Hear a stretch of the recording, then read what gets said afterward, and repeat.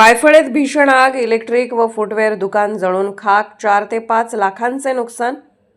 तासगाव तालुक्यातील वायफळे गावातील मुख्य चौकात आज सकाळी भीषण आग लागल्याची घटना घडली। तलाठी कार्यालयाच्या शेजारी असलेल्या अष्टविनायक इलेक्ट्रिक अँड फुटवेअर या दुकानाला सकाळी सुमारे 7च्या सुमारास अचानक आग लागली। दुकानातून धुराचे लोट बाहेर येताना पाहून परिसरातील नागरिकांनी तात्काळ धावाधाव केली। दुकान मालक गणेश हंकारे यांना घटनेची माहिती देण्यात आली। स्थानिक नागरिकांनी आग आटोक्यात आणण्याचा प्रयत्न केला, मात्र काही वेळातच आगीने रौद्र रूप धारण केले। प्रचंड ज्वाळांमुळे आग विझवणे शक्य झाले नाही आणि अवघ्या काही मिनिटातच संपूर्ण दुकान जळून खाक झाले। या आगीत इलेक्ट्रिक साहित्य तसेच फुटवेअरचा संपूर्ण साठा जळून नष्ट झाला असून अंदाजे 4 ते 5 लाख रुपयांचे नुकसान झाल्याचा प्राथमिक अंदाज व्यक्त करण्यात येत आहे। आगीचे नेमके कारण अद्याप समजू शकलेले नाही। या घटनेमुळे वायफळे गावात काही काळ तणावाचे वातावरण निर्माण झाले होते।